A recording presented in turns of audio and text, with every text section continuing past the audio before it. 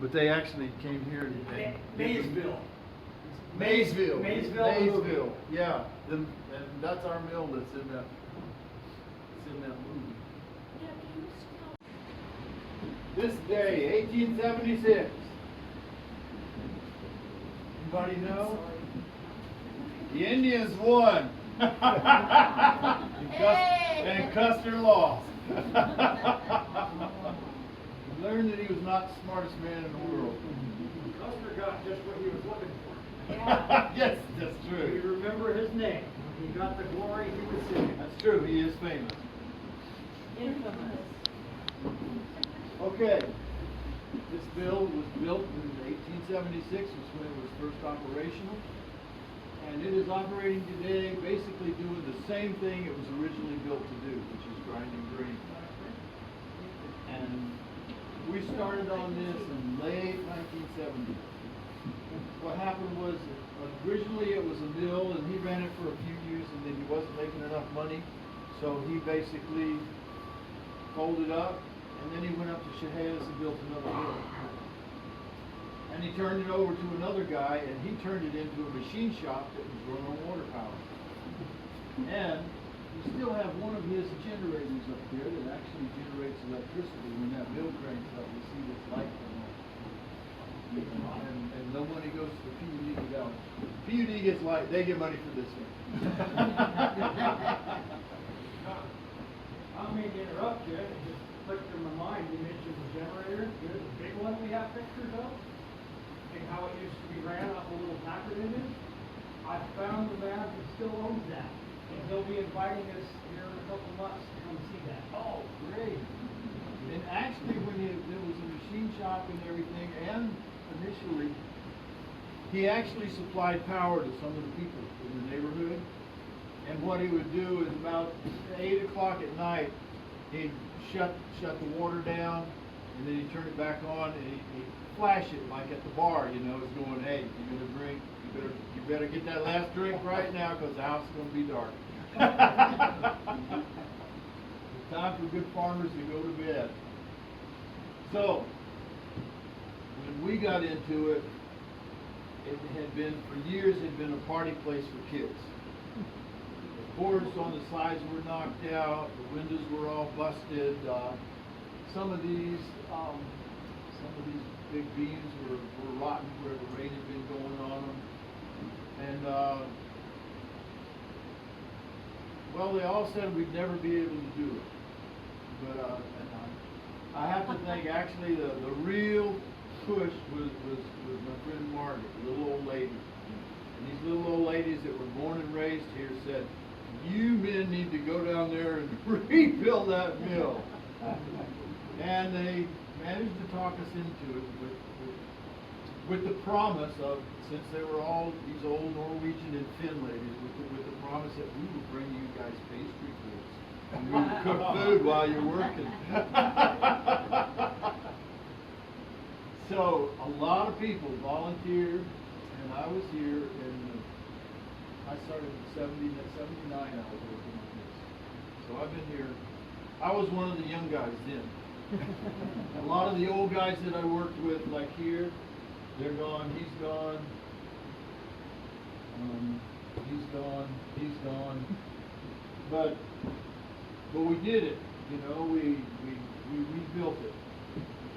And it was quite a project. The good thing about it was that when we needed some trees for cutting boards and everything, one of the guys had a mill, and you know, a log truck would come out of the woods, and the logs that we needed would fall off the truck right there by the mill.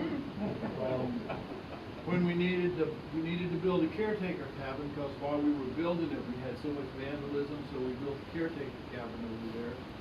And when we decided to build that, I called a friend of mine up in Kalama, Sanders, and asked Robin, you know, if we could get a wholesale price on lumber, and the first thing he said was absolutely not. And he said, just bring your truck up here and go to the green chain and take whatever you need. So, but it has been like that. Sometimes we would reach a point where we go, well, we don't have enough money, and we need this, and we need this. And somebody would always come up and say, we'll take care of that. So that's the good thing, and some of the stuff that's in here was saved by some farmers, and they had it in their barn, and when we were rebuilding, they said, there's all this old rusty stuff in our barn, and if you guys can use it, come get it. And that's really good. Like this governor that we have here actually came from way back east, northeast, and these people sent us a picture and said, would you guys be interested? Of course, it was all rusty.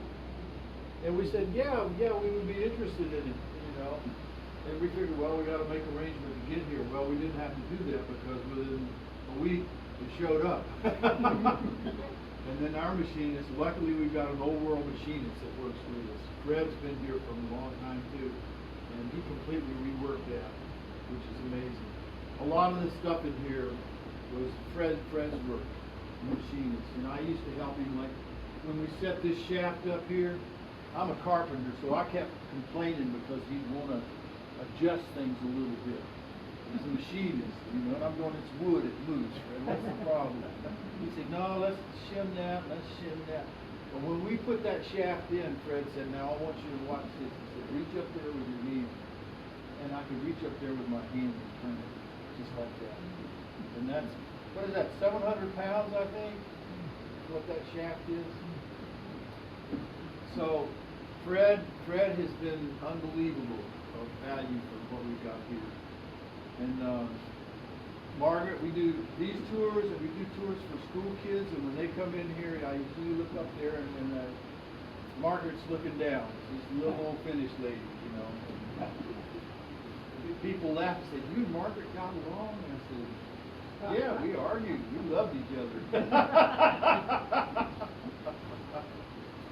And I miss her. But when the kids are in here, the school kids, and I see all those school kids in there and looking at that building, and okay, Margaret, see? And we're on the National Registry, so we're protected, which is great. Because initially, code people came in here and they said, oh, you got to sheetrock this, and you got to do this, and we got to do this. And Margaret said, I think I can fix that. And she got with the Vancouver Historical Society people, and they said, let's just put it on the National Registry. We got on the National Registry, we were at, bye. So, let's get down to how it works. Our spillway is at the back. Now, when you're done watching everything else in here, you can look at the spillway in the back. But originally there was a dam, and you can see it in those old pictures. There was a dam that was right here by the waterfall. And they dynamited that out a long time ago. So when we were rebuilding, we had to work with Fish and Wildlife, and they said, you can't hurt any fish. So this goes up 600 some odd feet, and it has little tiny screens up at the top. So no little fish get washed through here and drowned up. Okay? So that water comes down there, goes underneath the floor here, and it drops into right where his feet are is the pin stop, which you can see down there. When I turn you loose, you can walk around and look. So that water comes in underneath our feet, drops into that pin stop here, and that weight of the water goes down to the bottom of the pin stop, and this is our turbine. And it's all for people that don't know what a turbine is. They almost always got, when they were a little kid, they got a turbine at the fair. Because basically that's all it is. That water pressure comes down there. When I turn that iron wheel over there, it opens these gates right here. With these gears, it opens this. That lets the water go through, and when the water pours down on this, it turns it. And that turns the shaft that's right behind him. It goes up, and that runs everything. And if he'll turn around just a little bit and grab his hand on that iron wheel and just open it a little bit, you can see everything work. A little bit more, just a little.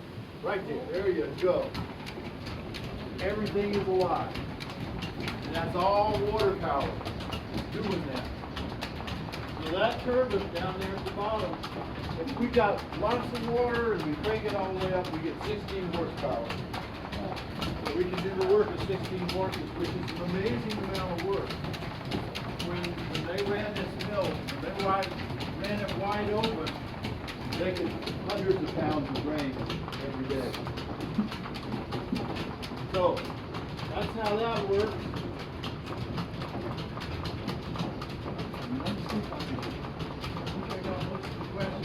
And you see the light bulb is starting to work. And now when we crank it up even more, when he starts grinding, where's Jeff go? Oh, okay. Did I lose Jeff? I guess I did. Okay. So, you see how that shaft works. This shaft, we can put belts on this and run almost anything. Late October, we hook up about 6 side presses in here. We bring in a couple of tons of apples, and we have an apple feast day where we basically make apple cider all day long. And this place will be packed. We cover the floor with sawdust, and that gives us our yearly cleaning too. We cover the floor with sawdust, and then we do the apple cider. Kids get come in, everybody gets to participate, and then when that's all done, we clean everything up. So it cleans our floor, cleans everything. So that works really nice. We do that once a year. It's a big process to get our apples from up the board, and usually they get donated. Last summer we didn't have enough water to run the mill in October, and the supplier of apples didn't have enough apples. It was a bad year for fruit. So that's one of the first years. I think only 2 years we've not been able to do it. But we're not done. We keep telling people, no, we're not done. We'll be back. We don't give up. So now we can kind of wander over to the other side. If you want to wander around, you can look at the fence stock down there.